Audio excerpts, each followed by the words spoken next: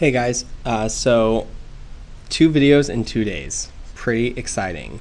I'm not doing a giveaway or a raffle because I don't have time.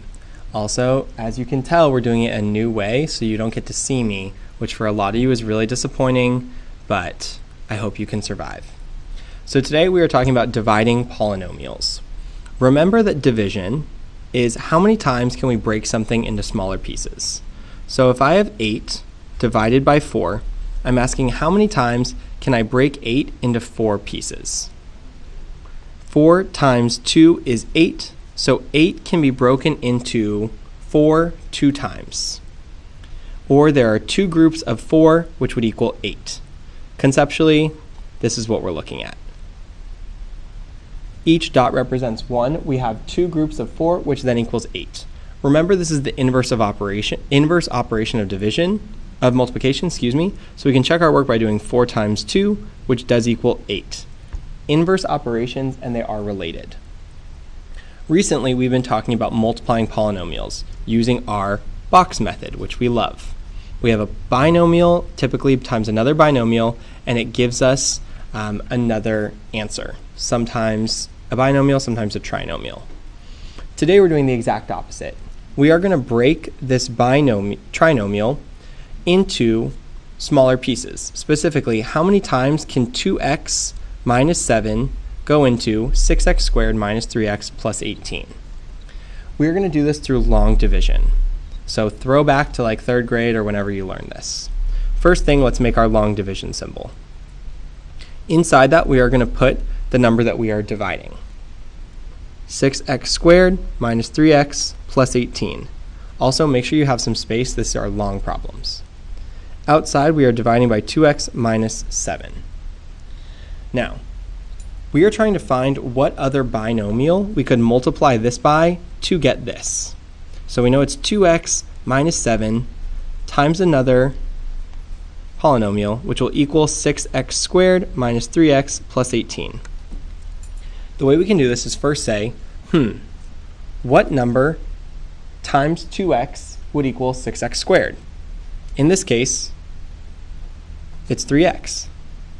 3x times 2x is 6x squared, but since it's a binomial, we have to do it for both terms. So negative 7 times 3x is negative 21x. Now, just like in regular long division, once we do that, we then subtract this. So we subtract this, making it negative. We're subtracting this, so it's actually adding, because minus a negative is a positive. 6x squared minus 6x squared is 0. Negative 3x plus 21x is plus 18x. Remember that after we finish that, we're going to bring down this next term. So we're left with 18x plus 18. We do the exact same thing. What number times 2x will equal 18x? This case, it is going to be positive 9. So I have 18x, and don't forget to do it to your second term. Negative 7 times 9 is negative 63.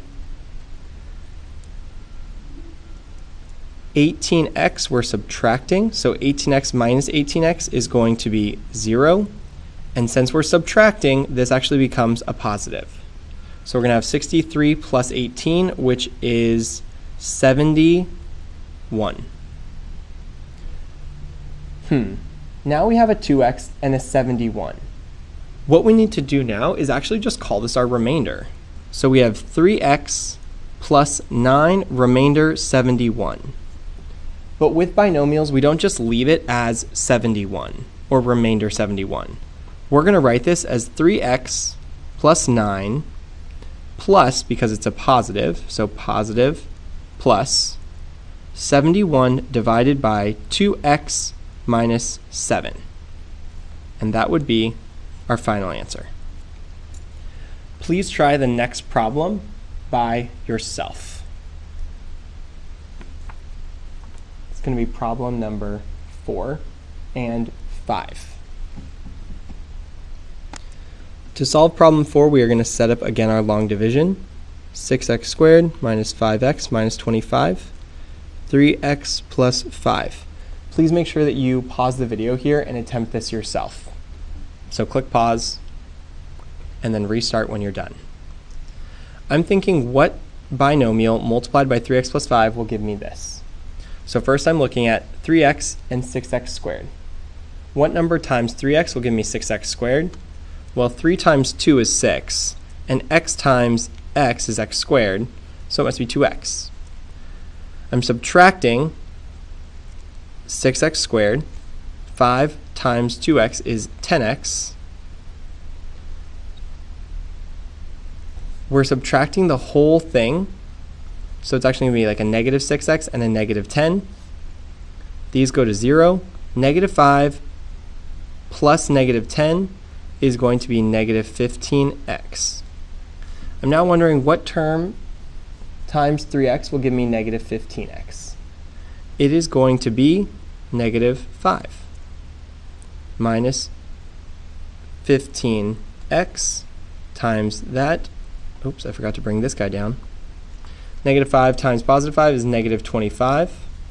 But remember, I'm subtracting this whole thing. So it would actually be plus 15x and plus 25. Negative 15 plus 15 is 0. Negative 25 plus 25 is 0. Since it goes away, there's no remainder.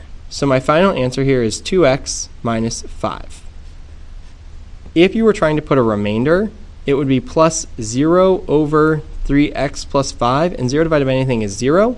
So that's why we do not have a remainder here.